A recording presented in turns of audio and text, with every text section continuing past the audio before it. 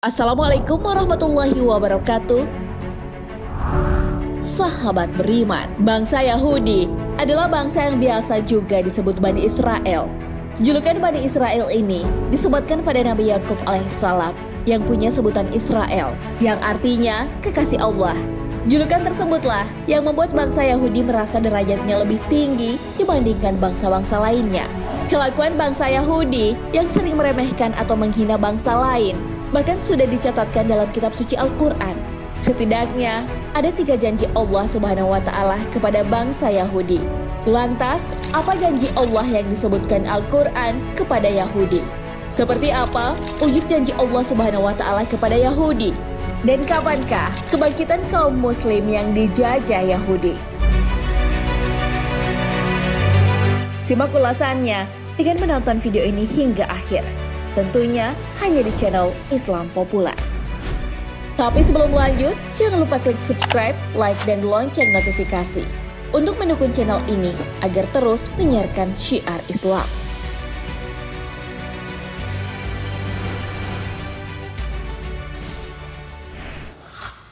Janji pertama Allah Subhanahu wa Ta'ala kepada Yahudi.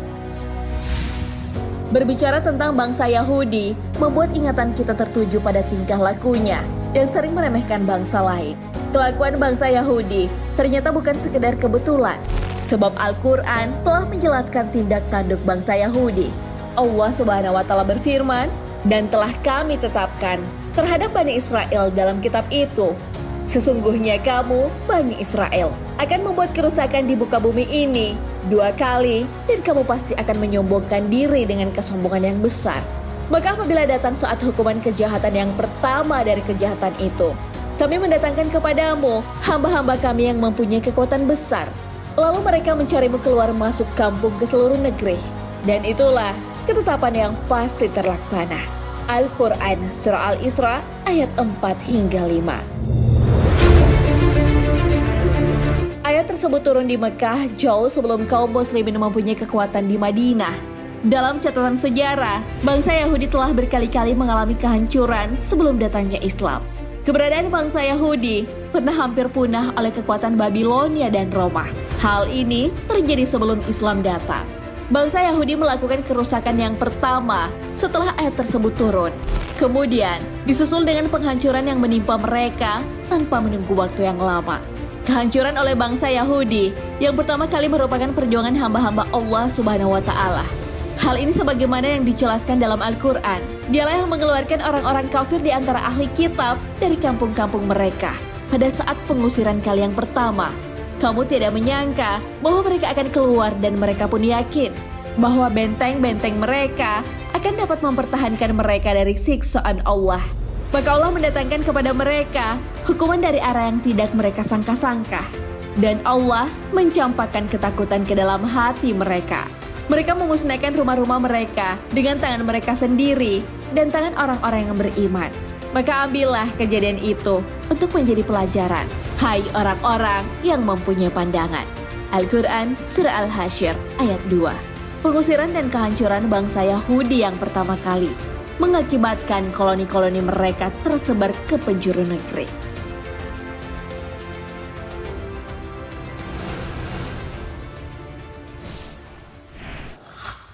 Janji kedua Allah Subhanahu wa Ta'ala kepada Yahudi.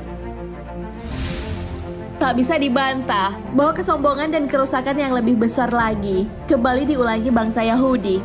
Hal ini sebagaimana firman Allah Subhanahu wa Ta'ala di dalam Al-Quran. "Kemudian kami berikan giliran padamu untuk mengalahkan mereka kembali, dan kami membantumu dengan harta kekayaan dan anak-anak keturunan, dan kami jadikan kamu kelompok yang lebih besar." Al-Quran Surah Al-Isra ayat 6. Ayat tersebut mengisyaratkan bahwa Allah Subhanahu wa Ta'ala memberikan kesempatan kepada Yahudi untuk mengalahkan orang-orang yang pernah mengusirnya, yaitu orang-orang yang pernah mengusir dan mengejar Yahudi keluar masuk negeri. Bangsa Yahudi berhasil membalas sakit hatinya dengan menduduki kembali negeri-negeri Syam dan Palestina. Yahudi juga mengalahkan pengaruh kaum muslimin di wilayah tersebut. Maha benar Allah Subhanahu wa Ta'ala yang menunjukkan janji kedua kepada Yahudi setelah kehancuran yang pertama kalinya. Hal ini terbukti dengan melimpahnya ekonomi maupun politik terhadap bangsa Yahudi Israel. Imigran Yahudi mengalir deras dari segala penjuru negeri ke bumi Palestina tanpa bisa dicegah kaum muslimin. Kekuatan ekonomi dan militer barat hampir seluruhnya berdiri di belakang Yahudi. Karenanya, kesombongan Yahudi pun meningkat hingga saat ini. Sejarah mencatatkan lembaran hitam kaum muslimin akibat ulah bangsa Yahudi.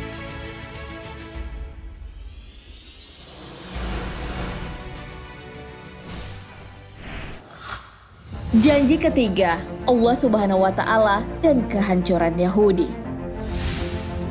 Derita masyarakat Palestina akan penjajahan Israel membuat sedih umat Islam di seluruh penjuru negeri.